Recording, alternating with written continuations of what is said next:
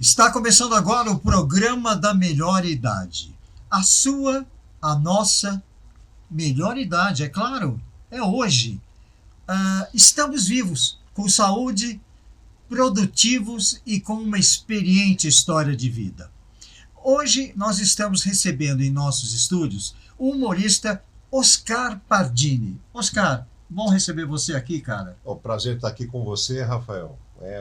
Esse reencontro, daqui a pouco a gente vai falar um pouco mais sobre isso, né? É verdade. E como você falou, né? Produtivo, com saúde, trabalhando e ainda com o prazer de estarmos juntos. Sim, e hoje é a nossa melhor idade mesmo, né, Pardini? Com certeza. Concorda comigo? Inclusive o seu programa é muito sugestivo, né? Me lembra quando eu enchia a cara no tempo de balada e voltava para casa e pensava, melhor ir tarde. É muito parecido com o nome do seu programa.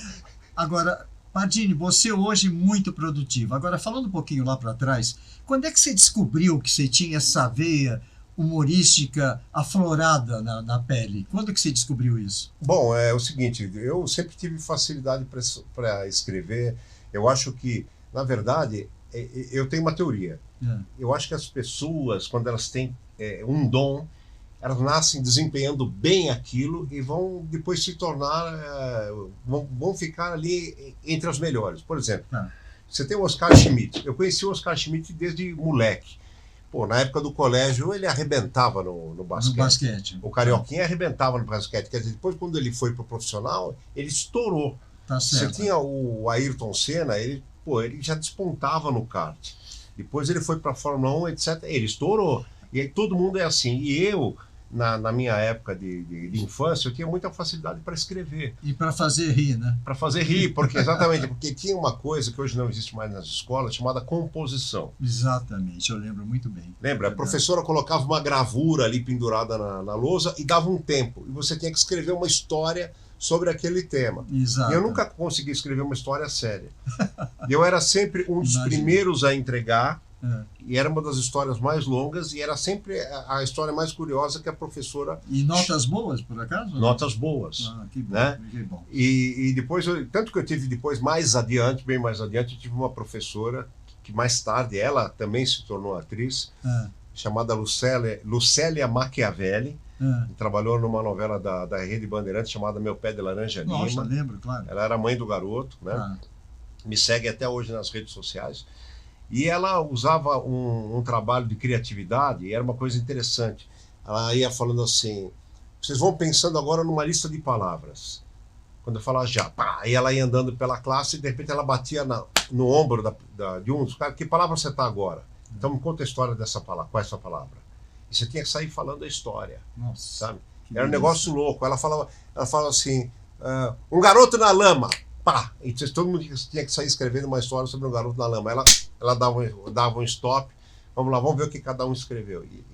Era um exercício fascinante isso daí. Agora eu me lembro em 1984, você saindo da faculdade, e aí foi quando a gente se conheceu, me lembro muito bem, e o teu primeiro emprego foi na Rádio Bandeirantes. E eu vou fazer uma pausa aqui para fazer justiça, porque é assim, no colégio, no ginásio, eu escrevia o jornalzinho da escola, isso daí era bem comum. E escrevia fazendo palhaçadas, etc. e tal. Depois, mais tarde, por curioso que possa ser, eu fiz 2 anos e meio de engenharia química, que eu pus na cabeça. Eu tinha pessoas na minha família, Rafael, que tinham lidado por muito tempo com comunicação. Sim. Eu tive meus tios Flávio e Raquel, que foram diretores do Teatro Municipal, tive minha prima Marília, que foi atriz, tive meu primo Evandro, que foi músico sinfônico, mas ninguém conseguia sobreviver da arte. Então minha família tinha uma resistência muito grande, porque o único de todos na família que conseguiu sobreviver da arte foi o Fulvio Stefanini, que era primo do meu pai, que praticamente surgiu com um evento praticamente da TV, com aquela força da TV. Está produtivo até hoje. Está produtivo até hoje, que é um cara da geração ainda do Francisco Coco, do Tarcísio Meira, né? Talentoso, simpático. Então, mas era uma exceção. E a minha família tinha uma resistência tão grande para o artístico que eu passei numa peneira, que a gente chamava um teste, o Palmeiras, a Sociedade Esportiva Palmeiras estava montando fazer uma peneira para teatro. Eu cheguei eufórico para os meus pais e falei, passei na peneira teatro, pai. Eles falaram, bem feito. Não, falaram assim, não, mas você não vai fazer. Então, tinha essa resistência. E aí, fiquei com esse negócio na cabeça, eu era muito bom da parte de exatas, Sim. e aí eu fiquei 2 anos de cursinho para fazer engenharia química, etc. E também, quando eu fui para engenharia química, eu ficava lá no diretório acadêmico, escrevendo jornal da faculdade, zoando. E aí, quando eu fui para o jornalismo, Puxa, na Casper Libero, então, por quê? Porque eu ficava na noite, hoje a molecada acha que inventou stand-up, mas no começo dos anos 80, eu ia por aí na noite, contando piada, cantando, fazendo paródia, fazendo imitação. Para mim que era uma festa isso aí, porque ia com uma namoradinha, era um programa. Comia, bebia e ainda ganhava uma graninha e fazia os meus showzinhos. Então, aí isso foi me contaminando, fui conhecendo gente. Preparando, né? Fui conhecendo gente na noite, até que eu fui chegando ao mundo artístico, do contato, e eu entrei em parafuso. E eu cheguei para meu pai e para minha mãe e falei, eu vou fazer jornalismo, vou prestar jornalismo, e se eu não entrar, eu continuo engenharia química. E aí, nesse ano eu prestei a primeira turma de rádio e TV da USP, que eram 50 alunos, primeira turma de rádio e TV da FAAP, também 50, e prestei a Casper Libero. E eu peguei todos. Só a Casper eu consegui ir para de noite, porque eu tinha pego de noite. Na Casper eu continuei sendo palhaço cada vez mais, já estava participando do Topa Tudo por Dinheiro com o Silvio Santos, etc. Fazia um monte de imitações, um monte de brincadeira. Participaçãozinha lá no Silvio Santos já. Fazia. Então você começou na TV então, não foi no rádio? Então. Não, eu comecei na verdade eu comecei na noite, aí no Silvio eu fazia câmera escondida. Profissionalmente é o que eu quero saber. Você mas profissionalmente mesmo, registrado no rádio, e aí que eu vou chegar. Porque na Casper Libero eu conheci a Ângela, que é amiga nossa, e ela via aquela palhaçada de eu fazer a classe, o negócio do Topa Tudo por Dinheiro, escrever o jornalzinho. Achava você talentoso. Achava eu talentoso, e ela perguntou se eu nunca tinha feito teste para o programa Show de Rádio, que era um programa de humor que acontecia no intervalo das rodadas esportivas. E eu disse para ela que já tinha feito 2 vezes, mas tinha muita gente fazia o teste, mas ele já tinha uma equipe completa. Na Band? Na Band, e aí ela falou, olha, mas eu vou te apresentar para um amigo meu, que é meu vizinho, que aqui está, Rafael Moreno, e ele vai falar com o Estevão Burru San Girardi, que ele conhece, que era o apresentador do show de rádio. E eu fui lá, tive o prazer e a honra de conhecer essa figura aqui, que é o Rafael Moreno, e ele, como sempre, muito generoso, muito gentil, me levou até o San Girardi, numa época que eu não acredito em coincidências, né? Eu acho que tem as coisas como tem que ser, praticamente. E o Ciro Giatene, que era o maior imitador do show de rádio, estava saindo nesse instante. E aí eu fiz o teste, e eu, além das imitações na época, eu também escrevia. Eu te apresentei e o teu talento fez com que você estivesse até hoje no ar, produtivo e em sucesso. Exatamente. É isso, e estou aqui por sua culpa. Não, eu preciso dizer isso daí. E teve você e teve um operador que fez o meu teste, já saudoso, chamado Gerson Ferreira, porque muita gente fazia teste para o show de rádio. Sem dúvida. Mas como eu escrevia também, além de você, ele me ajudou muito, porque ele tinha muito teste nessa época, e ele fez o San Girardi eu vi porque eu escrevia. Que ótimo. E por causa das vozes que o show de rádio não tinha. Mas o San Girardi foi com a tua cara desde o início. Eu percebi que ele foi com a tua cara. Quando eu levei você lá, ele, puxa, gostei dele. Eu falei, então tá bom, fica com ele. E você sabe que uma das maiores emoções da minha vida, e até me arrepio quando eu falo isso, eu cheguei da faculdade, eu nunca esqueço isso. Eu cheguei da faculdade, eu era muito da noite, e acho que era umas 3:30 da manhã, era uma sexta-feira, e meu pai estava na sala fumando, né? E aí eu pus meu material da faculdade, meu pai falou, Caco, falei, pai, que o senhor está acordado até essa hora? Não, queria te dar uma notícia, que o San Girardi ligou que você foi aprovado no teste. Isso era uma sexta-feira, ele falou, você começa domingo. Nossa, que sensacional. Show de rádio, começou. Show de rádio. Bárbaro. Agora, vamos recordar momentos da tua carreira? Vamos. Que você mandou uma série de fotos para mim e eu tenho outras suas. Pode soltar. Aí você com o Silvio Santos. Vamos lá. Você lembra disso? Ou se eu lembro. Acontece o seguinte, O Silvio Santos, conforme reza a lenda, não é lenda, ele não gostava que imitasse ele. E nesse dia eu fui participar do programa dele, ainda não existia o complexo Anhanguera do SBT, e era na rua Taliba Leonel, antigo Cine Sol, que tinha virado Teatro Silvio Santos. Estava participando do programa dele do auditório, foi uma coisa muito maluca, porque antes de participar do programa, o diretor, que era o Hélio Chiari, falou: olha, não esqueça, era ele e o Renatinho, não esqueça, não imita o Silvio, porque ele não gosta, tá? E aí eu fui pro camarim, conversei com o Silvio e falei: mas o que é que você vai fazer? O que é que nós vamos fazer no palco? Como é que vai ser a brincadeira? Tal. E em nenhum momento eu falei que ia imitar o Silvio. Sim. Mas quando a gente estava no palco, o Silvio falou assim para mim: escuta, mas como é que é o Silvio Santos? Ele pediu. Ele solicitou. Ele solicitou. Tá. Aí eu peguei e comecei a brincar. Eu comecei a rir, falei, mas...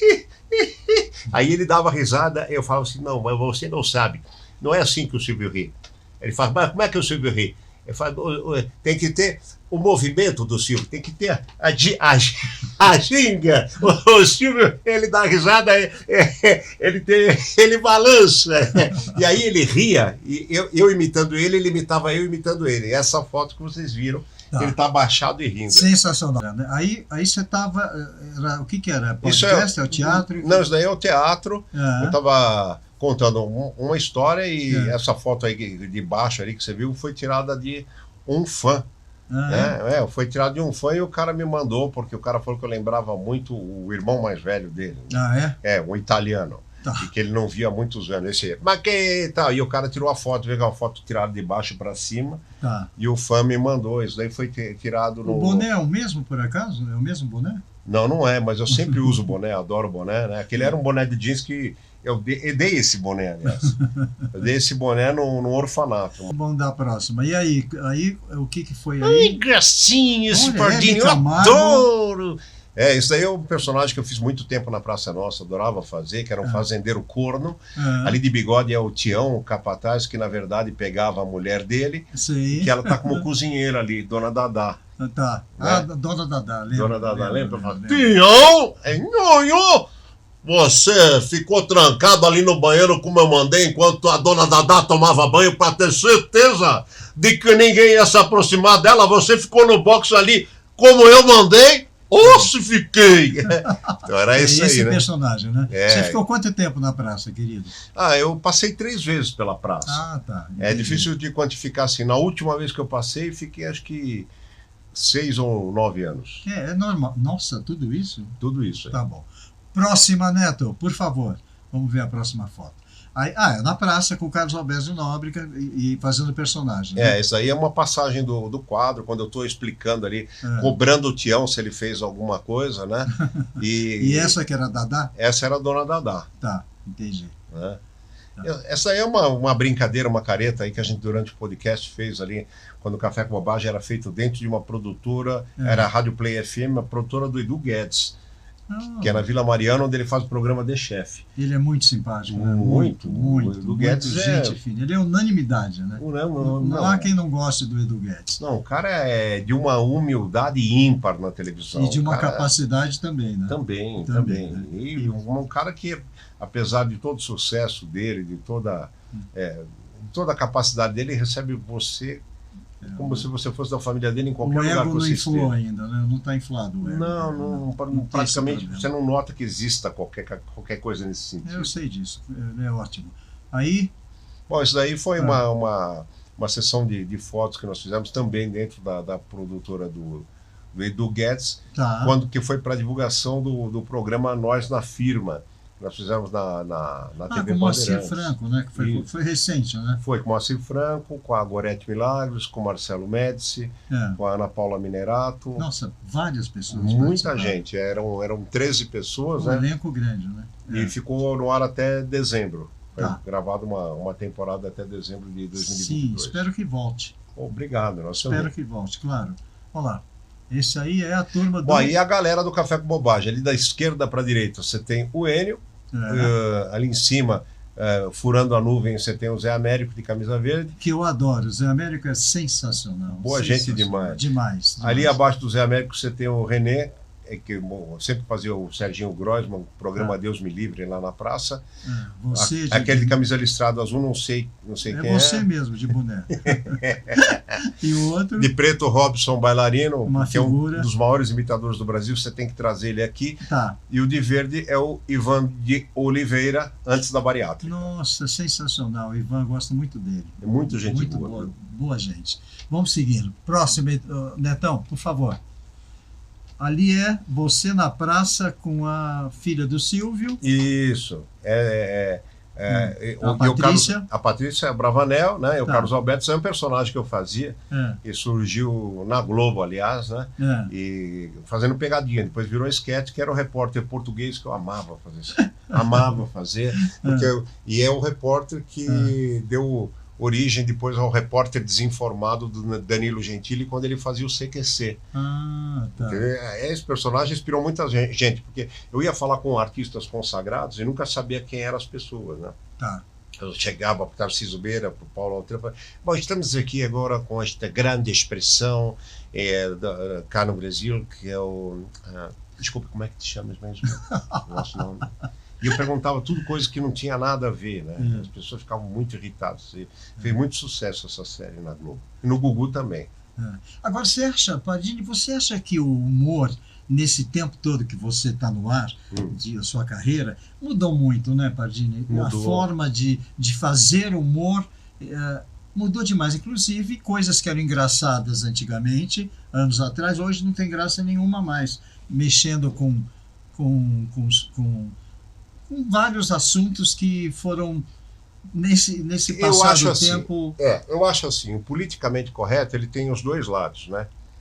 Por exemplo, quando a gente fala referente aos negros, eles mereciam mesmo que se parasse de brincar com isso, piadas raciais, piadas com religião. Respeito, né? Respeito. Claro. Já passou da hora de eles merecerem esse respeito, passou da hora de parar de brincar com religião. Tá? Agora, tem umas coisas que não... Sabe, você mudar a letra da música Tirei o Pau no Gato, porque não sei o quê, entendeu? Você não poder chamar o criado mudo de criado mudo ali do humor. Você acha que houve um exagero, né? Eu acho que houve uma industrialização, um oportunismo exacerbado de coisas desnecessárias, e você brinca no teatro sem maldade nenhuma, sem querer atingir ninguém da plateia, sem querer atingir uma religião, nada uma raça, pessoal, circunstancial. Nada, e de repente alguém se sente ofendido, atingido por uma coisa. Então, isso fez com que o humor perdesse muita espontaneidade. Quer dizer, mudou mesmo, né? Mudou. Eu tenho um amigo meu, que é o Valmir Jorge, já repórter esportivo de várias Copas do Mundo, e ele tem um apelido que ele se colocou, que é o Pretão. Valmir Jorge é o Pretão. Outro dia, uma vez estávamos num lugar comendo, e ele estava numa outra mesa, e encontramos ele lá, e ele levantou, ô Pretão! E o garçom, que também era negro, olhou feio, assim, num tom de me repreender. Entendi. E o Valmir, vendo aquilo lá, falou assim, não, ele é meu amigo, o apelido fui eu que me pus. Então, assim, sabe, a gente chegou num momento que eu acho que tem... Precisa dosar bem, né? As coisas tem muita coisa que desnecessária. Como é que ficaria os Trapalhões hoje? Nossa. O Zacarias? É verdade. Como é que ia ficar o Jorge Lafon na Praça é Nossa? Como é que iam acontecer esses quadros? O Mussum, que ele mesmo se fazia de vítima. Iam dizer o quê? Que ele era vítima porque ele estava como é que se fala? Atingindo uma minoria, estava expondo a raça negra. Meu, muito difícil. Ficou bem complicado. Vamos continuar vendo então as fotos, então? Vamos ver mais fotos da carreira desse grande humorista que está ao meu lado aqui. Aí era no SBT, a Dona Dadá? Aí já era outra atriz, né? Era a Luciane Bayerle. Sei. Porque a Luana, aquela primeira atriz, ela se casou. Luana Bertoletti se casou. Aí o marido cortou. Nossa, ele tinha ciúme dela. E aí a Luciane passou a fazer a vez dela. Foi uma segunda edição do quadro aí, um tempo depois, né? Tá. E esse aí você... Isso daí foi uma coisa muito legal, cara. Eu fui fazer um evento. Até hoje, de vez em quando o pessoal me chama para eu ir de Silvio para fazer o game show. As empresas usam aquele formato do show do milhão para fazer competição entre os funcionários, valendo prêmio e me chamam. Isso é muito bom para você, né? É muito legal. Claro, claro. É uma forma de colocar o seu talento e ter uma rentabilidade que dignifica o seu trabalho naquele momento, né? Sim, na empresa, exatamente. Né? É bom para todo mundo. Né? É bom para todo mundo. E aí eu fui fazer um evento e os caras prepararam a chegada do Silvio com motorista, com tudo, e tinha as miniaturas, as réplicas do troféu imprensa. Na entrada do evento, no saguão do hotel, tinha essa réplica gigantesca do troféu imprensa aí que os caras fizeram fazer foto. Não adianta, você não se livra da história do Silvio Santos. Você é muito bom fazendo o Silvio Santos. Obrigado, Rafael. Mas eu quero dizer para você que não tem ainda o nosso carnê da Telecena, você compre a Telecena, tá vendo? Agora, você que tem a Telecena, pague rigorosamente em dia a Telecena. Porque quando você compra a Telecena, quando você paga a Telecena, não são só vocês que ganham. Não, sou só eu que ganho. Então tá, vamos para a próxima foto aí, vai. Depois desse comercial gratuito aí para Telecena. Olha só, que peruca é essa, Pardini? A mesma que o Donald Trump usa lá nos Estados Unidos, né? E aí estava com a nossa querida Marley Cevada, a Nina, né? A gente fez um quadro na Praça é Nossa, onde eu era o Donald Trump, e o Porpetone, o Alexandre Porpetone, era o Kim Jong-un, da Coreia do Norte, né? E a gente ficava se degladiando aí. Olha só, aí. Não tem jeito. Tá vendo como você não se livra? Então, agora você tá vendo essa curiosidade aí, essa foto? Eu ganhei esse microfone que eu estou usando na foto. De lapela. De lapela, é o microfone dele. Ganhei dele. Ganhou dele? Ganhei dele. Esse microfone é um microfone que, se vocês procurarem no YouTube, vocês vão ver a brincadeira. É um Shure, por acaso? É um Sennheiser. Feito na época para o tom de voz dele, porque a Sennheiser fazia isso. Fez também o microfone para o João Gilberto, que era JG, e tinha um número. E esse do Silvio Santos foi feito para a voz dele. E aí, quando ele caiu, tem uma brincadeira que está em cima de um tanque de água, e tem uma tábua e uma passadeira, e o Liminha e mais alguém estão puxando para lá e para cá, e ele cai dentro desse tanque de água. Eu lembro disso. Caiu de terno, de tudo. Né? Acabou com o microfone. Aí levanta, aí ele pede um microfone de mão, fala, brinca, e aquele que estava aqui queimou. Esse microfone aí é o microfone que ele me deu. Quantos anos de carreira? Já 30 e poucos, né? Olha, profissionalmente, se for considerar profissionalmente, é a partir de 84 que eu tive o primeiro registro em carteira. Exatamente, quando você começou... O show de rádio. Né? Mas assim, aí se for para considerar da parte da noite e tudo antes disso, desde 79, 80 mais ou menos. Eu acho que o nosso tempo acabou. É isso, Neto? Eu acho que acabou o programa. Já? Já? Olha como passou rápido. Eu quero te dar os parabéns, cara, porque quando o programa passa assim rápido, né? As melhores coisas da vida parecem durar tão pouco, né? É verdade. Então isso é um bom sinal. Olha, adorei ter recebido você aqui hoje. Você, além de ser um talentoso humorista, um artista talentoso, você é um grande amigo de muito tempo e eu tenho você no meu coração, cara. Não, obrigado. E sou seu fã. Obrigado. A recíproca é verdadeira, porque eu sempre digo a todos, você que é profissional de qualquer segmento ou pretende ser um profissional de qualquer segmento, eu acho que o maior desafio que existe na carreira de qualquer um, né, não é você ser melhor do que ninguém, é você ser melhor do que você mesmo todos os dias. Isso é a coisa mais difícil que tem. Você ter a humildade de crescer perante você mesmo, e aí você não precisa se preocupar com ninguém. Então é legal, sabe, eu chegar aqui hoje e ver você ainda no exercício da função, e com todos os problemas que o mundo oferece a nós todos, que eu não sei quais foram que você teve, mas que com certeza você teve. Pardini, e você está aí, cara. Eu acho o seguinte, nós estamos na nossa melhor idade, sempre será a melhor idade, porque você tem saúde, você tem vontade de trabalhar, produzir, fazer alguma coisa de bom para alguém. Isso é o que define a nossa melhor idade. Né? E você... eu trouxe você aqui para dar início a essa série exatamente porque eu admiro você e acho que você é o perfil da melhor idade. Muito obrigado, cara. Tá bom, querido? Obrigado pela escolha, obrigado pela oportunidade de estar aqui realmente ratificando a ideia do seu programa. Para mim é um prazer. Ok, Pardini. E o pensamento do dia de hoje? A receita do sucesso eu não tenho. Mas a do fracasso é querer agradar a todos. Pense nisso. Até o nosso próximo encontro.